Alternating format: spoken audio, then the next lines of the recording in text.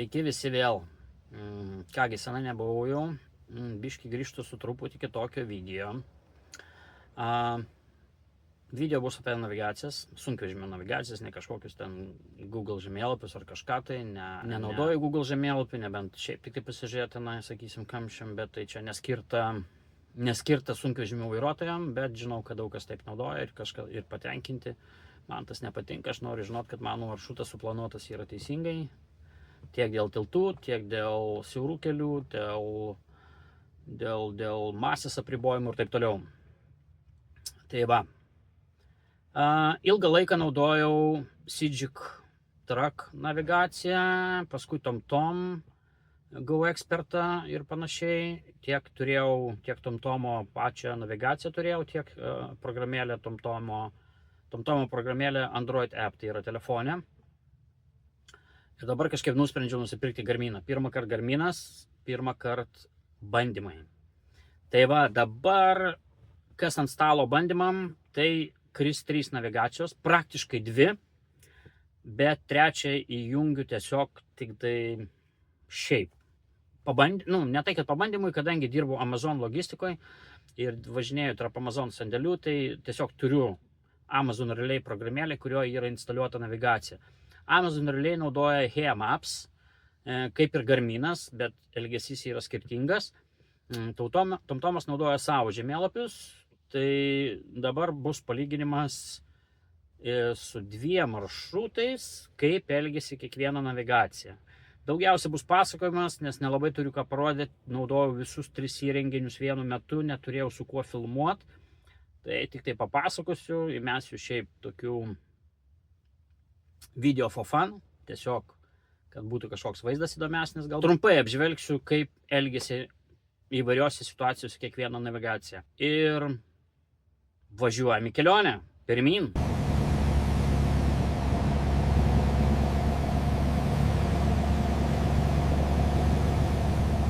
Pradedam turbūt apžvalgą.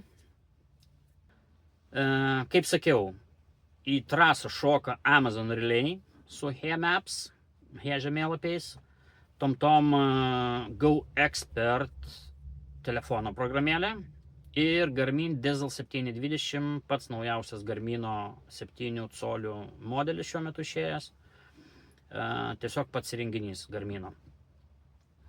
Dabar aš jums ten minėsiu kelius pavadinimus, daugumą jūsų turbūt, kas negyvena Anglijoje, nieko nesakys, bet tiesiog lengviau pasakot, sakysim, tenai ir lygint kas ir kur, dėl ko kaip elgesi.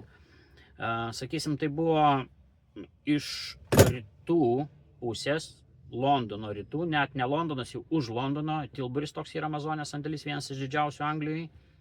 Ir važiavau į šiaurinę Anglijos dalį, tai yra ne visai šiaurė, bet sakysim taip, jeigu kas Anglijos įsivaizduoja biškį geografiją už Oksfordo viršui, tai važiavau iš rytų į šiaurę. Maršrutas buvo gana paprastas, tai praktiškai 2 greitkeliai ir 3 A lygio keliai. A lygio keliai Anglijoje skaitosi tokie artimi greitkeliam arba geri keliai, vienu žodžiu. B lygis tai jau yra pats prastesni keliai, ten tai jau siauri dažniausiai, kaimo keliai ir taip toliau. Maršrutas buvo gana paprastas, tiek, kad aš to sandėlio nebuvau sandėlį tam buvęs, todėl naudoju ir Amazon Relay, nes kad žinočiau tiksliai pravažiavimą. Tai va, važiuojam su tais ir pradedam tada žiūrėti, kas, kaip ir kodėl elgesi.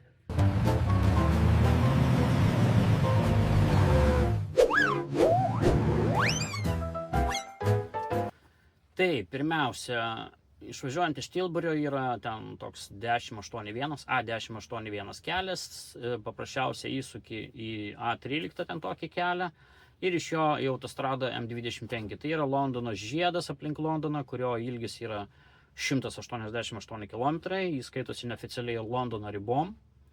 Ir tai labai didelis transporto srautai dideli tenai, nes ten iš to M25 į Londoną suvažiuoja iš visų pusių, šiaurės, pietų, rytų, vakarų ir taip toliau. Gali suvažiuoti į Londoną ir išvažiuoti iš Londono. Ir iš M25 turėjau nusukti M40, dar vienas toks greitkelis į Oksfordą ir toliau. Ir ten paskui jau išsukti link to Banbury mastelio, kur buvo dar vienas Amazonės sandėlys. Tai va, pasileidžiau visas tris. Garminas, TomTomas ir Amazon Relay. Elgesys nuo sandėlio iki pirmo greitkelio, tai yra M25, kurį minėjau, buvo identiškas. Sakysim dabar skirtumai, kurie iškart rodosi, gal ne iš karto paskui, bet, sakysim, skirtumai. TomTomas turi didžiulį privalumą, netgi telefone, nors ir mažas ekranas ir aš jį naudoju stačiai, negulšiai. Sakysim, tai yra privalumas, yra šoninė juosta, kurioje yra rodoma visokie artėjantis, ant tavo maršruto artėjantis taškai. Kūro kolonėlės galbūt, parkavimo sunkvežimių tenai taškai. Ir ten rodomas, jeigu artėja kamštis. Tu jau iškart matai geltoną arba raudoną. Tai čia TomTomo toks labai didelis privalumas, šoninė ta juosta.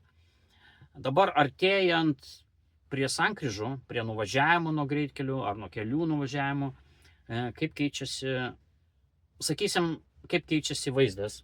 TomTomas rodo labai aiškias mėlynas linijas. Laikykis, pavyzdžiui, aš kalbėsiu angliškai, nes šią Lietuvoje reiktų versti viską atvirkščiai, nes čia angliškas eismas, ne? Tai, sakysim, rodo, pavyzdžiui, jeigu tau reikia važiuoti, laikykis ten vienos ar dviejų dešinių juostų. Ir taip nupiešta būna stambių, tokių mėlynų šriftų nupiešta. Žinot, kas TomTomą naudoja, tikrai žinot. Sakysim, ir jeigu reikia nuvažiuoti, yra nupieštos linijos, sakysim, dviejų kairių arba vienos kairės, tai yra nuvažiavimas. Amazon Relay nieko labai nerodo, tiesiog rodo nuvažiavimas. Toks labai supaprastintas žemėlapio rodymas. Garminas beveik nieko nerodo, bet jis prieš nuvažiavimą sako, bet vėlgi, tik tokiu atveju, jeigu tau reikia važiuoti tiesiai, pasako laikykis dešinių juostų, nesako. Bet jeigu artėja jau nuvažiavimas, kur tau reikia nuvažiuoti, tai va, sakysim, prieš tą jau M25, Garminas įjungia angliškai split screen, tai yra ekraną padalina į dvi dalis. Vienoj pusėje toliau vyksta navigacija, kitoj pusėje jau jis rodo realų tos aplinkos vaizdą. Ten gal paveiksliukas, bet jis labai panašus realybei. Tai yra kelio ženklai, ten, sakysim, tie kelių stendai, linijos nupieštos, kaip nuvažiuoti, net ten medžių pripaišyta, vienu žodžiu. Toks beveik realus vaizdas, kaip ta sankryža iš tikro gyvenime atrodo. Čia jo, toks įdomus variantas ir labai vizualiai gražiai atrodo. Sekantis dalykas, įvažiuoju į tą M25 ir čia prasideda skirtumai tarp visų trijų navigacijų. Garminas iškart parodo, kad tau liko iki tavo tikslo nuvažiavimo, kaip sakiau, M40, nuvažiuoti liko, daleiskim, 50 mylių ir tu nusuksi tenai 16 sankryžai. Viršuje ekrane tai parašyta 16 sankryža, toks ir toks destination, kaip čia, tikslas, ir tenai nusuksi. Viskas. Jis nerodo daugiau nieko, tiesiog normaliai tave veda ir tu žinai, kad po 50 mylių, kiek kilometrais, 8 kokių, nuvažiuosi ten ir ten. TomTomas ir Amazon, jie rodo tarpinės sankryžas. Pavyzdžiui, liko 10 mylių. Iki ko? Vėl nežino, nieko nerodo. Nei sankryžų numerių, čia yra sankryžų numeriai Anglijoje bent jau, nežinau kaip Lietuvoje ar ten Europoje turėtų būti galbūt irgi. Kad tau liko važiuoti 10 mylių. Iki ko? Ir ką daryti po 10 mylių? Neaišku. Likus ten kokiai myliai, jis jau tada pasako, važiuok tiesiai. Ir tada parodo, TomTomas pradeda rodyti, kaip sakiau, tas ryškias linijas.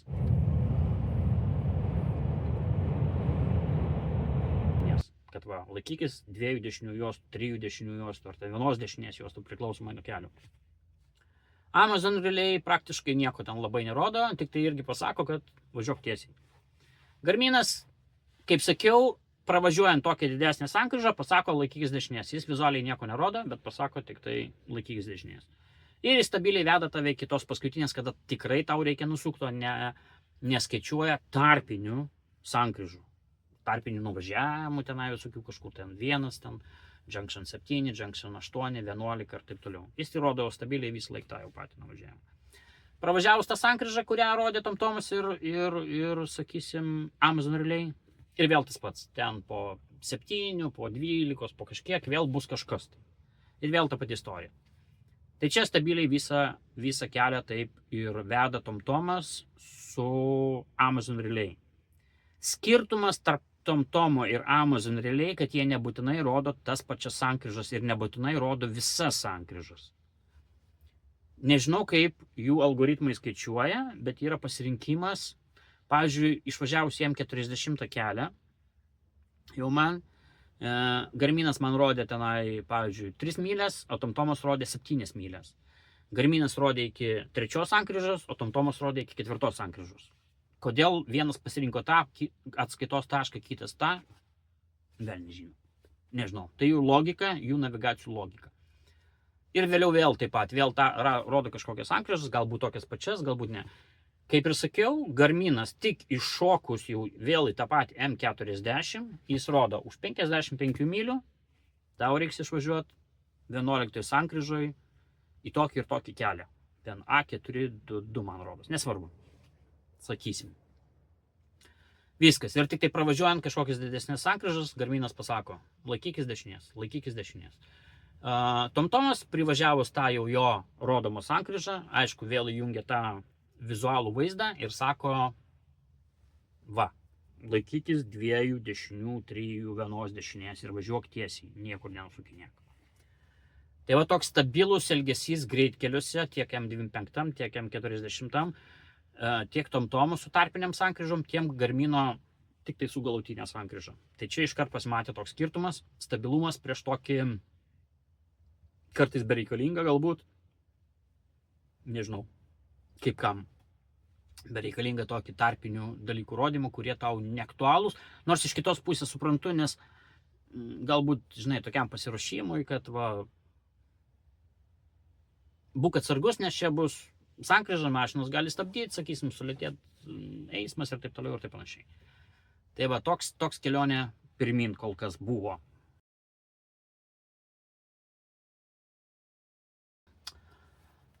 Gerai, tęsiant temą, paskutinis nuvažiavimas jau iš M40, jau prieš man tą Banbury miestą, jau tam Banbury miestelis. Čia TomTomas elgėsi stabiliai, kaip sakyt, parodė tuos savo plačias linijas, kad laikykis kairės, nuvažiuok ten ir paskui ten, pavyzdžiui, užėdė išvažiuok į ten pirmą išvažiavimą ar antrą, priklausomai ten, sakau, nuo situacijos. Amazon Relay nieko daug neturiu pasakoti, tiesiog paprastas, supaprastintas žemėlapio rodymas, su tokiom, nes balsą buvo jungęs tik tai Garminė, nei Amazon Relay, nei TomTomas nekalbėjo, kad nesimaišytų man ten tie visi pasakojimai. Tiesiog mačiau vaizdus. Kas pasikeitė su Garminu prieš įvažiuojant į Banbury? Tai vienintelis dalykas, tai buvo vienintelį kartą su Garminu ir vieninteliai toj sankryžoje M40 A422 man rodos, kada Garminas įjungė žemėlapį satelitiniu vaizdu.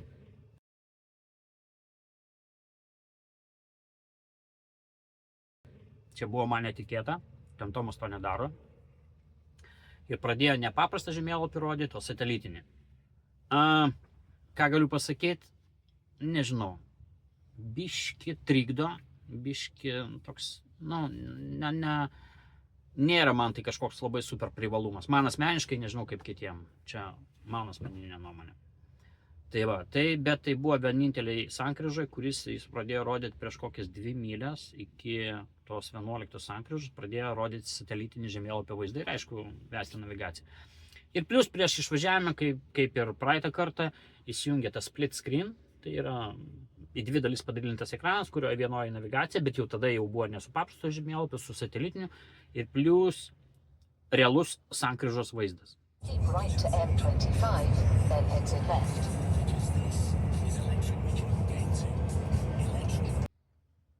Tai va. Tai čia toks buvo man naujovė Garmino, kaip sakyt, nematytas dalykas, ko TomTomas neturi, sakysim, tai va, tik tas satelitinis vaizdas žemėlapio. Dabar kas dar vienas, ten toliau man iki sandėlio vedė visos 3 navigacijos vienodai, visiškai tais pačiais keliais ir su tais pačiais kiekviena savo pliusais, sakysim, su savo logika. Dabar kas pas Garminą yra kitaip negu pas TomTomą, Garminas turi tokį vadinamą bird's eye view, tai yra paukščio akis.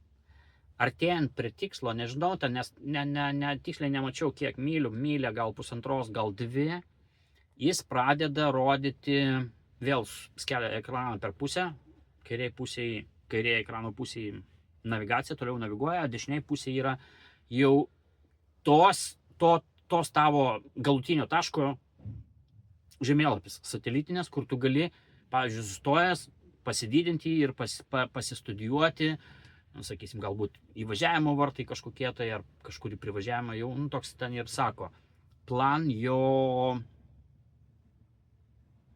route. Tai yra, ir čia yra Garmino, tas vadinamas bird view šitame dešiniam pusėje, ir čia jau jis taip atvykstant į vietą, rodo satelitinius vaizdus ir tenai, vienu žodžiu, gali pasižiūrėti, kur įvažiavimas, jeigu nori, tiksliau ten gali, aišku, važiuodamas ten nepasižiūrėsi, bet kokiu atveju gali sustojęs, susiplanuoti, pažiūrėti, įvažiavimas teisingoje vietoje ten ir taip toliau. Tai TomTomas neturi tokių funkcijų kol kas. Tai yra, pasižiūrėk, susiplanuok savo įvažiavimą, ten ir toliau taip panašiai. Tai čia yra jau Garmino ta bird's eye view funkcija. Tai va, tai čia buvo pabaiga kelionės į vieną pusę. Atgal aš jau naudojau tik tai Garminą ir TomTomą, jau Amazon Relay palikau ramybėj, nes aš Amazon Relay naudoju tada, kada važiuoju į man dar niekada nebūtą nežinomą sandėlį. Nes Amazon Relay yra nustatymai, kur yra įvažiavimai į sandėlius. Nes, pavyzdžiui, TomTome ar Garminė įsivesi pašto indeksą, Garminė gali įsivesti koordinatės, bet Amazon Relay yra jau pačios Amazonės, matyt, jie žino savo sandėlius, yra būtent labai konkrečiai pažymėti, kurioje vietoje įvažiavimas.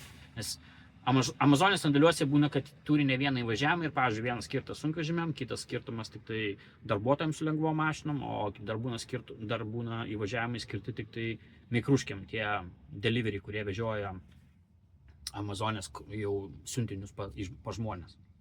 Tai va, tai būna, pavyzdžiui, 1 ar 2 ar net 3 įvažiavimai ir tada, pavyzdžiui, sunkvežimių čia negalima, o sunkvežimius ten. Tai Amazonės, tas appas, Amazon Relay, jis būtent parodo tik tikrai tą įvažiavimą, kur reikia jau tau su fūra įvažiuoti. Tai va, kelionė į priekį, tuo ir baigėsi. Atgal kelionė prasidės su TomTomu ir Garmin Diesel 720. Iki.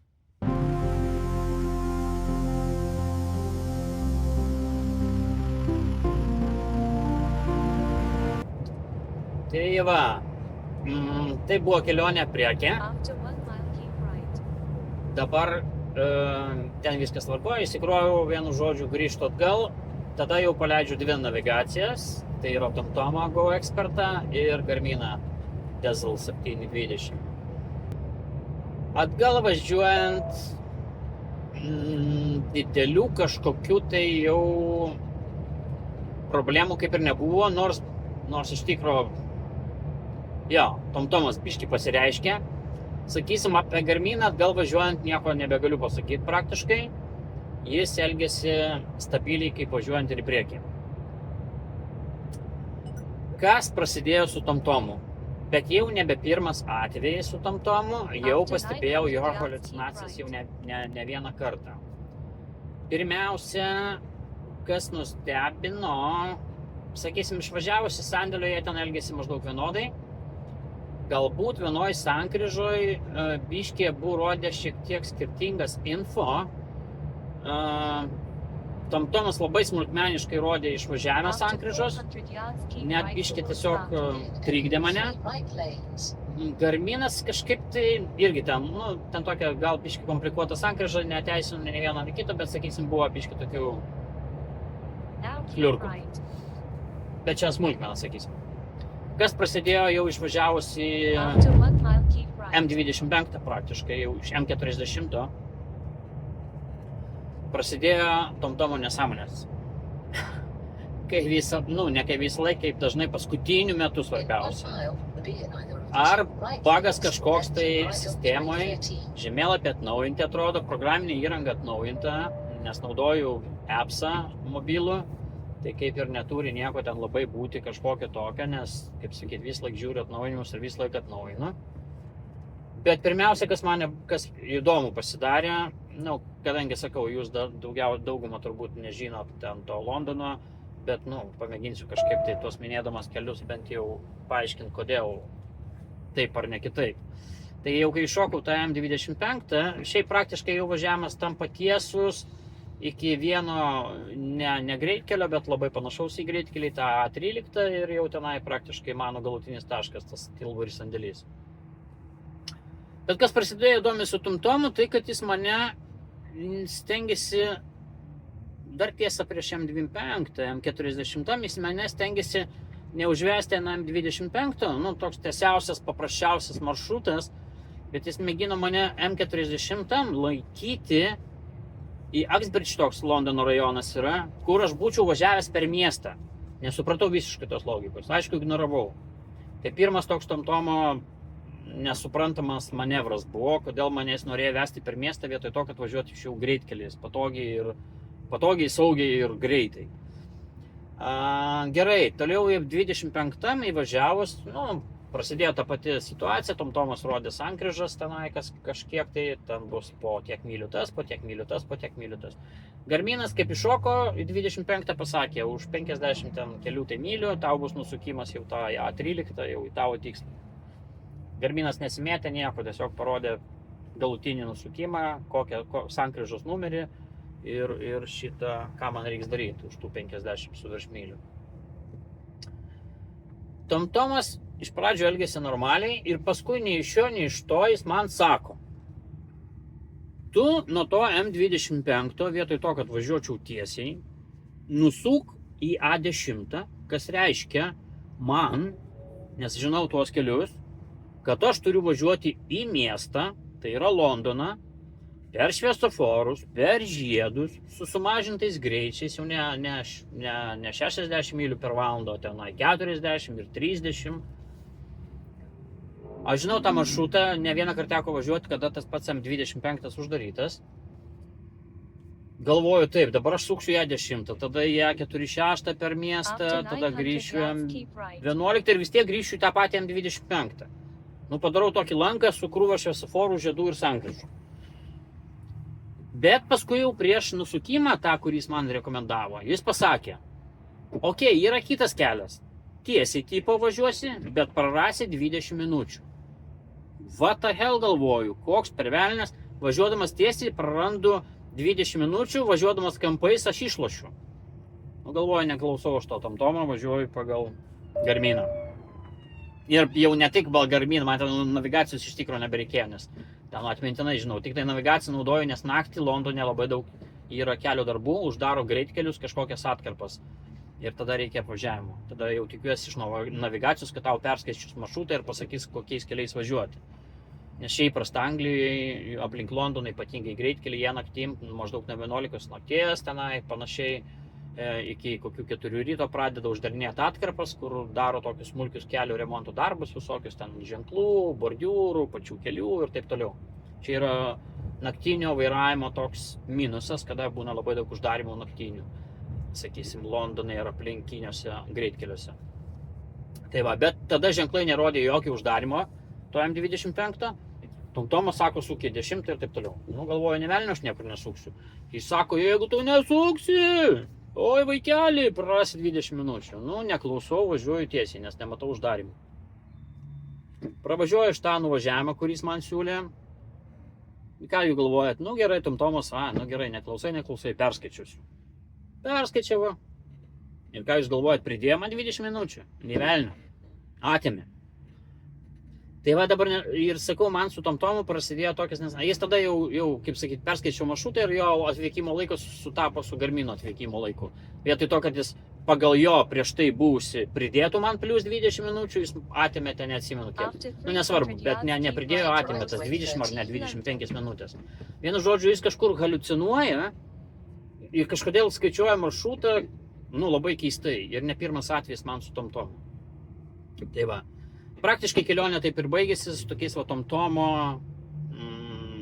kažkokiom nesąmonėm tokiom, kažkokiais pagrybavimais, nesuprantama maršrutų skaičiavimo logika. Tai va, tai praktiškai ta kelionė taip ir baigėsi, tai buvo protestuotas 3 navigacijos ir į priekį 3, atgal 2, praktiškai maršrutas buvo nesudėtingas, praktiškai greitkelis su mažais nusukimais, nebuvo labai kažkokių tenai, nebuvo ir kelių uždarimų praktiškai, todėl nebuvo, kaip sakyt, patirti to, kaip kiekviena navigacija gauna realią informaciją ir kaip jį perskaičia maršrutą. Tai va, tai praktiškai ta kelionė man buvo tokia gana paprasta, bet tai buvo testas 3 navigacijų. Tai ta kelionė taip ir pasibaigė. Gana paprastai, gana lengvai, su tomtomo pakvailiojimais, su šiek tiek skirtingais rodymais taškų, sakysim, Garminas dažniausiai rodydavo iššokus į vieną greitkelį galutinį išvažiavimą, tomtomas su Amazon Relay dažniausiai rodydavo tarpinės sankryžas kažkokias tai ir tik tai prieš sankryžą parodydavo, kad vis tiek laikys tiesiai, tau nereikia čia išvažiuoti. Tai toks ir skirtumas buvo pačios navigacijos logikos. Tai Garminas toks stabilesnis, konservatyvesnis, bet didelių pasikraipimų. Tomtomo vizualiniai išvažiavimai galbūt geriau parodomi, ypatingai kamščių informacija tomtomo geriau atsispindi, geriau parodo. Sakysim, plius šoninę tą liniją turi tomtomas, kuri yra gana tokia, gana geras dalykėlis. Tiesiog matai pagal spalvas, ar labai smarkus kamštis, ar toks apyvidurinis kamštis. Tai čia va tokie buvo skirtimai. Tik tai, kad, sakau, tomtomas grybavo su navigacijos maršruto skaičiavimu. Tai va, tiek tos kelionės. Iki.